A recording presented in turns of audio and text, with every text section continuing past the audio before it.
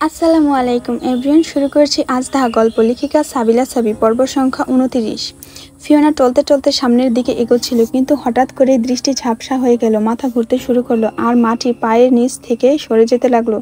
পড়ে যাওয়ার ঠিক আগ মুহূর্তে একজোড়া বলিষ্ঠ হাত তাকে শূন্য থেকে উদ্ভূত হয়ে ওকে আঁকড়ে ধরলো। জ্যাসপারের হাতে ফিওনা ধরা পড়ল ওজনহীন একটি পাখির মতো। তার শক্তপোক্ত বুকের উষ্ণতার মধ্যে ফিওনা ক্ষণিকের জন্য নিরাপদ আশ্রয় খুঁজে পেল। শক্তপোক্ত পেশিগুলো ফিওনাকে ঘিরে রেখেছিল এমনভাবে পৃথিবীর কোনো শক্তি তাকে আঘাত করতে পারবে না। জ্যাসপার তার বাহুতে থাকা ফিওনার অবসন্ন শরীরটিকে আলতোভাবে ধরে উপরের দিকে তুলে ধরল। তার গভীর সবুজ চোখ জ্বলজ্বল করে উঠল। ফিওনার ক্লান্ত মুখের দিকে নিবদ্ধ হলো। সবকিছু পড়ে ফেলতে চাইছে, নিজের ভয় আর উদ্বেগের আভাসটুকু লুকাতে পারল না। ফিওনা, কি হয়েছে তোমার? তার কণ্ঠে গভীর উদ্বেগ মিশালো, তীব্র অথচ কোমল। তোমার শরীর খারাপ লাগছে? ফিওনা সামান্য কাঁপা কাঁপা গলায় কিছু বলতে চাইছিল, কিন্তু শব্দগুলো আটকে যাচ্ছিল। তার ধীরে ধীরে ওঠানামা করা নিঃশ্বাস জ্যাসপারের বুকের উপর গভীর তাপ অনুভব করছিল। জ্যাসপার আলতোভাবে তার আঙুল দিয়ে ফিওনার চিবুক ধরে মুখটা নিজের দিকে তুলল। তার চোখে এক অনন্ত দিগন্তের গভীরতা। সেখানে দুশ্চিন্তা ছিল, আবার কিছু অদ্ভুত মমতা। ফিওনার দুর্বলতা মুহূর্তে ছাপিয়ে উঠল এই শক্তি আর উষ্ণতায়। তার চারপাশের দুনিয়া অস্পষ্ট হয়ে গেল। কেবল অনুভূত হলো জ্যাসপারের সেই অদ্ভুত শক্তি আর নিরাপত্তা। মনে হলো এই মুহূর্তে সে শুধু জ্যাসপারের। তার শক্ত হাতের আলিঙ্গন আর গভীর কণ্ঠের নীরব প্রতিশ্রুতি ফিওনাকে বদলে দিল। যতক্ষণ আমি আছি তোমার কিচ্ছু হবে না। তখনই ফিওনা মুখ তুলে তাকালো। তার চোখে এক ধরনের মাদকতা ছড়িয়ে পড়েছে, একটা গভীর শূন্যতা, আবার একসঙ্গে অসম্ভব তীব্র কিছু। জ্যাসপার সে চোখের দিকে তাকিয়ে কিছুটা স্তব্ধ হয়ে গেল। ফিওনার দৃষ্টি ছিল এমন, সে প্রচন্ড অ্যালকোহল পান করেছে আর বাস্তবতার সঙ্গে সমস্ত সংযোগ হারিয়ে ফেলেছে। হঠাৎ করে ফিওনা জ্যাসপারের কাঁধে ছোট্ট ছোট্ট মৃদু ধাক্কা দিতে শুরু করলো। তার গলার স্বর একেবারে বাচ্চাদের মতো অভিমানী হয়ে উঠল। আপনি আপনি অনেক পচা। জ্যাসপারের ভ্রু সামান্য কুঁচকে গেল। এমন আচরণ, সে কিছুটা বিভ্রান্ত আর খানিকটা মুগ্ধ। ফিওনা ততক্ষণে অভিমানের স্রোত ভেসে যাচ্ছে। গ্র্যান্ডপার মতোই আপনিও। সে আমাকে কখনো কোথাও যেতে দিত না, সবসময় ঘরে আটকে রাখতেন। আর এখন আপনিও আমাকে আটকে রেখেছেন। ফিওনার কণ্ঠস্বর ভাঙল। অভিমানের জড়তা, চোখের কোণে জমে ওঠা অশ্রুতে তার কথাগুলো আরো আবেগময় হয়ে উঠল। তারপর কাদার ভান করলো সে। মুখ গোজা করে জ্যাসপারের বুকের দিকে মাথা নিচু করে নিজের ছোট্ট ছোট্ট মুষ্টি দিয়ে তাকে শক্ত ভাবে ধাক্কা দিতে লাগলো। তার পুরো শরীর ভরে উঠল এক ধরনের শিশুসুলভ অভিমান আর নাটুকেপনায়। জ্যাসপার কিছুক্ষণ নীরব রইল। তার মুখের কোণে এক অদ্ভুত মিশ্র প্রতিক্রিয়া দেখা গেল, হাসি চাপার চেষ্টা আর মৃদু বিরক্তি। সে গভীর এক শ্বাস নিয়ে ফিওনার দিকে তাকালো। তুমি কি ড্রিঙ্কস করেছো? তার কণ্ঠস্বর কঠোর, তবুও অদ্ভুতভাবে কোমল। তোমাকে আটকে রেখেছি কারণ তুমি নিজেকে সামলাতে পারবে না। এই পৃথিবী তোমার চেয়ে অনেক বেশি বিপজ্জনক, আর তুমি যদি নিজেকে বিপদে ফেলো সেটা আমি সহ্য করতে পারবো না। ফিওনা হঠাৎ থেমে গেল। তার অভিমানী অভিব্যক্তি বদলে গিয়ে এক ঝলক নরম আলো ফুটে উঠল। সে চুপ করে রইল, কিন্তু তার অভিমানী সুরে মুখ গোজার ভানটা ঠিক রইল। তার মানে আপনি আমাকে নিয়ে চিন্তিত? জ্যাসপার কিছু বলার পূর্বেই পুনরায় জ্যাসপারের কাঁধে ধাক্কা দিতে শুরু করলো। তার ক্ষীণ অথচ দৃঢ় ধাক্কাগুলো জ্যাসপারের ভারসাম্য নষ্ট করছিল। প্রতিবার ধাক্কায় জ্যাসপার এক পা দুপা করে পিছিয়ে যেতে লাগলো। অবশেষে এক মুহূর্তের জন্য তার শক্তিশালী উপস্থিতি একটু দুর্বল হয়ে গেল। সে ইজি চেয়ারে ধপাস করে বসে পড়ল। তবে এখানেই থেমে থাকলো না ফিওনা। তার মাদকতাময় অভিমান আর অন্যরকম সাহস এনে দিল। হঠাৎ সে এক অদ্ভুত কাণ্ড করল। জ্যাসপারের পায়ের উরুর উপর নিজের এক হাঁটু ভর দিয়ে ঝুঁকে পড়ল তার দিকে। সেই আকস্মিক ভঙ্গির কারণে ইজি চেয়ারটি খানিকটা পেছনের দিকে হেলে গেল। আর সেই মুহূর্তে সমস্ত আবেগ, মাদকতা আর পরিস্থিতি এক বিন্দুতে এসে মিলল। ফিওনার মুখ জ্যাসপারের মুখের এতটাই কাছে চলে এলো যে তাদের নিঃশ্বাসের উষ্ণতা একে অপরকে স্পর্শ করতে লাগলো। জ্যাসপার মুহূর্তের জন্য স্তব্ধ, তার ঠোঁটের খুব কাছাকাছি। ফিওনার ভেজা গোলাপি ঠোঁটগুলো থরথর করে কাঁপছে। ফিওনার গভীর চোখে এক ধরনের অভিমান অথচ অপ্রকাশিত আবেগ ফুটে উঠছে। মনে হচ্ছে তার ভেতরে সমস্ত ঝড় তুফান এখনই এই মুহূর্তে থমকে গিয়েছে। জ্যাসপারের কণ্ঠ আটকে গেছে, তার দেহের শক্তি ফুরিয়ে গেছে, তবু এক অদ্ভুত টান তার ভেতরে ছড়িয়ে পড়ছে। ফিওনা, তুমি। জ্যাসপারের সম্পূর্ণ কথা শেষ করার পূর্বে ফিওনা বলে বসলো। ফিওনার কণ্ঠে এক অভিমান আর ক্ষোভের ছাঁচ ছিল, সেটি মিশে গেল এক অদ্ভুত মাদকতায় যখন তার কথাগুলো উচ্চারণ হলো। আপনি অনেক নিষ্ঠুর, পাষাণ ড্রাগন। আমাকে শুধু অত্যাচার করেন, মানসিক, শারীরিক, সব ধরনের। তার প্রতিটি শব্দ শোনা যাচ্ছিল মর্মাহত অন্তরের গভীর থেকে। জেসপার তার কথা শুনতে শুনতে হঠাৎ থেমে গেল। তার তীক্ষ্ণ চোখ ফিওনার দিকে স্থির হয়ে গেল। তার কণ্ঠ গম্ভীর হয়ে উঠল। তার মনোযোগ কেবলমাত্র সেই গন্ধে, এক ঝাঁঝালো ফুলের গন্ধ যা ফিওনার মুখের ভিতর থেকে বেরিয়ে আসছিল। গন্ধটা ছিল তীব্র।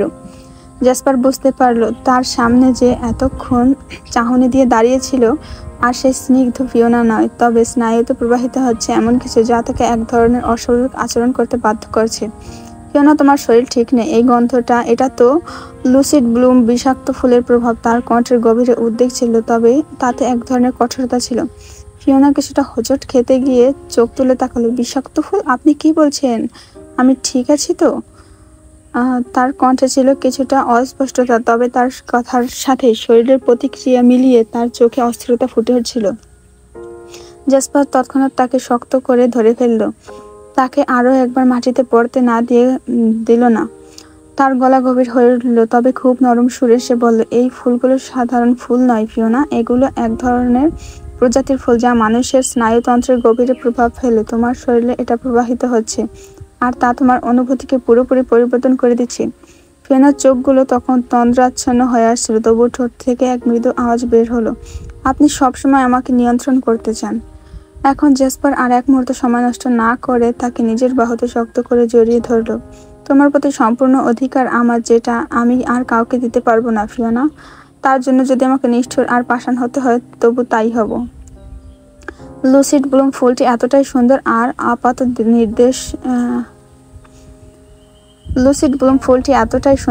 আপাত নির্দেশ আসলে মানুষের স্নায়ুতন্ত্রে প্রবাহিত হয়ে সে মানবিকতা, অনুভূতির আর আচরণকে নিয়ন্ত্রণ করতে পারে।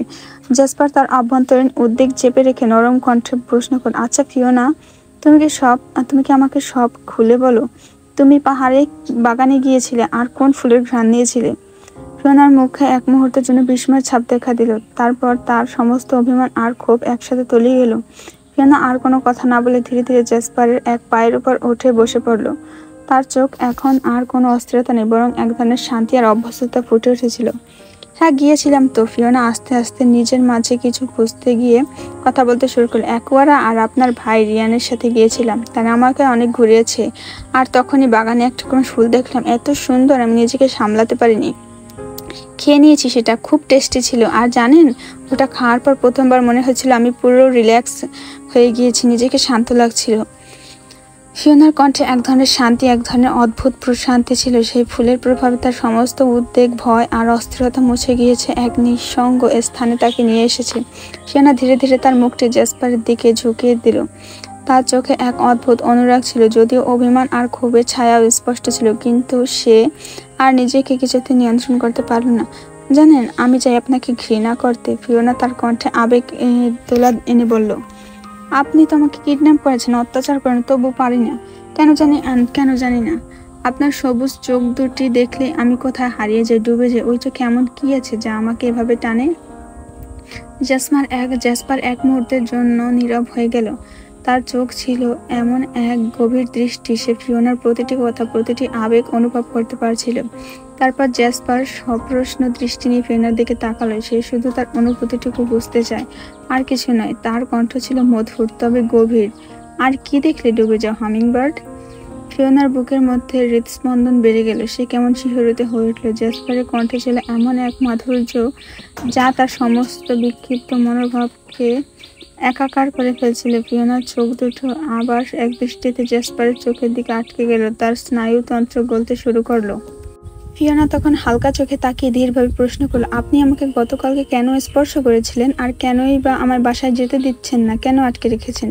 জেসপার কিছুক্ষণ নীরব ছিল। তার মনের গহীনে ঘুরপাক খাচ্ছিল হাজারো অনুভূতি। তারপর ধীরে ধীরে সে চোখ তুলে ফিওনার দিকে তাকালো। তার মুখায়ব ছিল সেই অচেনা গম্ভীরতা দিয়ে মোড়া। তার হৃদয়ের সবচেয়ে গোপন কথা বের হয়ে আসছে, কারণ জেসপারের কণ্ঠে গভীর এক সুর ছিল, আমার হৃদয়ের খাঁচায় তোমাকে সারা জীবনের জন্য বন্দি করে নিয়েছি। তাই ফিওনার শরীরে এক ঝিমঝিম অনুভূতি বয়ে গেল। তার হৃদস্পন্দন দ্রুত বেড়ে উঠল। সে এই মুহূর্তে নিজেকে হারিয়ে ফেলতে যাচ্ছিল। এক চিলতে ক্ষোভ ভরা কণ্ঠে ফিওনা বলল, আমি একবারের কাছে সব শুনেছি। আপনার বিয়ে তো ঠিক করা আছে ওই ভেনাসের একটা ড্রাগন, অ্যালিসা, ওর সাথে। জেসপার কিছুক্ষণ নীরব ছিল। তার চোখে এক অদ্ভুত রকমের কষ্ট মিশে গিয়েছিল, কিন্তু সে তারপর শান্তভাবে বলল, ওটা তো সফটওয়্যারের মাধ্যমে ঠিক করা, হৃদয়টাকে সফটওয়্যার দিয়ে হয়? তার কণ্ঠে এক ধরনের গভীরতা। তার কথাগুলো ছিল শুধুই যুক্তির কথা নয়, কিছুটা ব্যক্তিগত বেদনা থেকেও বেরিয়ে এলো। ফিওনা একটু অবাক হয়ে তাকিয়ে রইল, বুঝতে পারছিল না ঠিক কি বলতে চাচ্ছে। তবে জ্যাসপার আরো এক ধাপ এগিয়ে গেল। তার চোখে একটি মৃদু তীব্রতা ছিল। আমার ভেতরে তো লাভ ফাংশন ডিলেট ছিল, তুমি সেটা সক্রিয় করেছো। আমি তো অ্যালিসাকে ভালোবাসি না, হামিংবার্ড। ফিওনার চোখে এক অদ্ভুত মিশ্র অনুভূতি ছিল, একদিকে হতাশা, অন্যদিকে অবাক করা এক অনুভূতি। তার পুরো দেহ অস্বস্তিতে চঞ্চল হয়ে উঠল। তবে তার বুকের মধ্যে এক অদৃশ্য শক্তি কাজ করতে শুরু করলো। জ্যাসপারের পায়ের উপর কোলে বসা অবস্থাতে ফিওনা হঠাৎ করে নিজের শার্টের বাটন খুলতে শুরু করলো। তার এই আচরণে জ্যাসপার দ্রুত এগিয়ে এসে তার হাত ধরে থামিয়ে দিল। চোখে এক তীক্ষ্ণ উদ্বেগ আর অবাক ভাবছিল। তুমি কি করছো? ফিওনা কিছুটা অস্বস্তিতে পড়লো, তার কণ্ঠে হালকা বিরক্তি। উফ, আমার অনেক গরম লাগছে, অস্থির লাগছে। জ্যাসপার এক মুহূর্তের জন্য স্থির হয়ে গেল, কিন্তু তারপর তার চোখে এক দৃঢ় মনোভাব ফুটে উঠল। সে ধীরে ধীরে ফিওনার হাত ধরে তাকে আটকে স্নিগ্ধভাবে শান্ত করার চেষ্টা করলো। এক হাত দিয়ে ফিওনার হাত আটকে রেখে অন্য পাশে টেবিল থেকে এসি রিমোট তুলে নিল। রিমোটটি সামঞ্জস্য করে এসি একদম বাড়িয়ে দিল, আর ঘরটি মুহূর্তে শীতল হয়ে গেল। কিন্তু ফিওনা বুঝতে পারলো তার শরীরে যে উত্তেজনা বিরাজ করছে তা কিছুতেই কমে না। এসির ঠান্ডা বাতাস আর জ্যাসপারের উপস্থিতি সবকিছু আরো বেশি অনুভূতি বাড়াচ্ছিল। ফিওনা এক অবচেতন গতিতে জ্যাসপারের গলায় টাই খুলতে শুরু করলো। তার হাতের স্নিগ্ধ স্পর্শে টাই একে একে নরম হয়ে পড়ছিল। তার চোখে অদ্ভুত এক দৃষ্টির মাদকতা, সে নিজেই বুঝতে পারছিল না কেন সে এমন করছে। কি করছো? জ্যাসপার তার কণ্ঠে কিছুটা কঠোর ভাব প্রশ্ন করলো, কিন্তু তার চোখে মৃদু অবাক আর শারীরিকভাবে দূরত্ব সরে যাচ্ছিল। সে এক অজানা টান অনুভব করছিল, তার মন অস্থির হয়েছিল। এই অদ্ভুত নেশার প্রভাবে কিছুই আর স্বাভাবিক লাগছে না। ফিওনা তার সজীব অভিমানে বলল, আপনাকে শার্টের বুকের কাছে বাটন খোলা রাখলে বেশি ভালো লাগে। তার কণ্ঠে এক অদ্ভুত মৃদুতা ছিল। সে নিজেও জানতো না কেমন কথা কেন বলছে, তবে শব্দগুলো বেরিয়ে সরাসরি যাচ্ছিল তার ঠোঁটের ফাঁক দিয়ে, একটি মধুর আর আকর্ষণীয় নিঃশ্বাসের মতো। জ্যাসপার জানতো ফিওনা এখন যে অবস্থায় আছে তার কথাগুলো মানে খুব একটা নয়। লুসিড ব্লু মানব মস্তিষ্কের স্নায়বিক প্রক্রিয়া ফেলে এর পাপড়ি গন্ধ মস্তিষ্কে এমন এক উন্মাদনা সৃষ্টি করে যে মানুষ তার অজান্তেই নিজের গোপন কল্পনা, আবেগ আর আকাঙ্ক্ষা প্রকাশ করতে থাকে।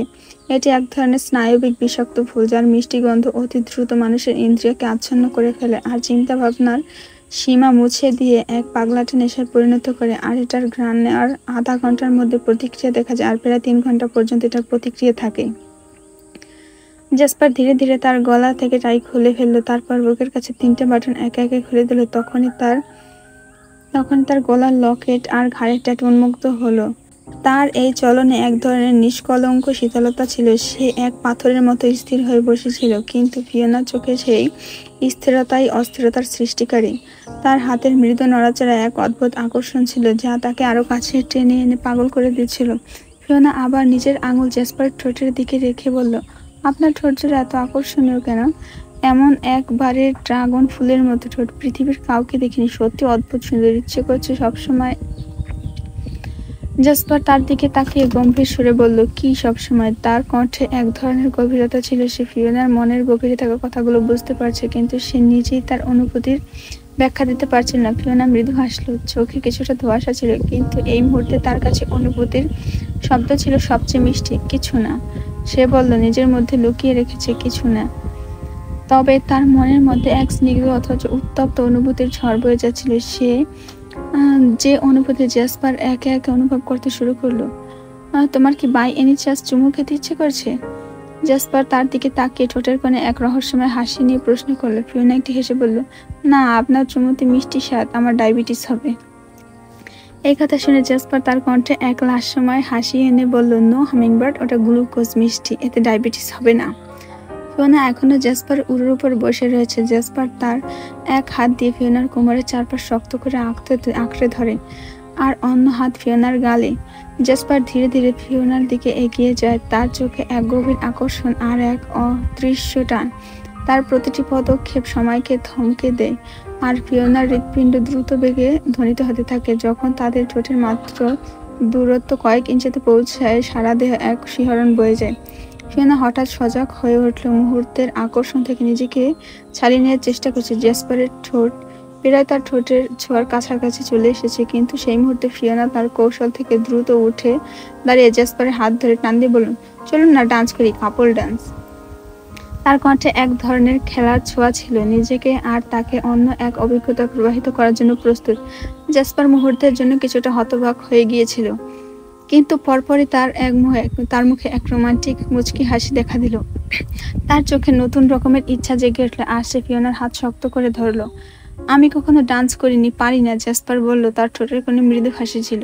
ফিওনা তখন আরো উৎসাহিত হয়ে বলল, আমি দেখিয়ে দেবো, আমি জানি, আপনি শিখে যাবেন। জ্যাসপার আর ফিওনা একে অপরের মুখের দিকে দাঁড়ালো। ফিওনা নিজের কোমরে জ্যাসপারের হাত টেনে রাখলো আর নিজের দুহাত আলতো করে জড়িয়ে দিল জ্যাসপারের গলায়, যেন মুহূর্তটি সময়ের বাইরে, যেখানে কেবল তাদের নিঃশ্বাস আর হৃদস্পন্দনের তাল বেজে চলেছে। ঠিক তখনই জ্যাসপারের প্রযুক্তিগত স্পিকার থেকে একটি সফট মিউজিক ছড়িয়ে পড়ল পুরো ঘরে। সুরটি ছিল মৃদু কিন্তু মুগ্ধকর, তাদের জন্য যেন বিশেষভাবে তৈরি করা। ফিওনা এক মুহূর্তের জন্য মিউজিক শুনে চোখ বন্ধ করলো। সুরের তালে তালে সে নিজেকে আরো নিঃশব্দে জ্যাসপারের জড়িয়ে ধরে মিশিয়ে নিল। সঙ্গীতের তালে তালে ধীরে ধীরে বয়ে যাচ্ছে সময়। জ্যাসপারের চোখে ফিওনার গভীর চোখের দিকে স্থির হলো। সেই চোখে ছিল অত্যন্ত কাহিনী, এক অদৃশ্য আকর্ষণ যা তাকে বাধ্য করছিল আরো কাছে টেনে নিয়ে যেতে। একসময় ফিওনা নিজের হাত দিয়ে জ্যাসপারের আঙুল ধরলো। মিউজিকের তালে তালে সে নিজের শরীর ঘুরিয়ে নিল, কিন্তু ফিওনার ঘোরানো শেষ হওয়ার আগে জ্যাসপার তাকে এক ঝটকায় কাছে টেনে নিল। তার শক্ত হাতে ফিওনাকে নিজের বুকের কাছে ধরলো, যেন তাকে ছাড়ার আর কোনো ইচ্ছে নেই। তোমাকে আর কিছু শিখাতে হবে না, জ্যাসপার মৃদু হাসি দিয়ে বলল, তুমি আমার সঙ্গে ডান্স করতে পারছো, মানে আমিও শিখে গিয়েছি। এরপর আর কোনো পরিকল্পনা বা কৌশলের প্রয়োজন হয়নি। জ্যাসপার নিজেই প্রতিটি স্টেপ নিখুঁতভাবে ফিওনার সঙ্গে মিলিয়ে নিল। তাদের প্রতিটি নড়াচড়া যেন সঙ্গীতের স্রোতে মিশে এক রোমাঞ্চকর কবিতা তৈরি করছিল। ফিওনার মুখে হাসি আর জ্যাসপারের চোখে ছিল এমন এক গভীরতা যা বলে দিচ্ছিল এটাই তাদের গল্পের নতুন অধ্যায়ের শুরু।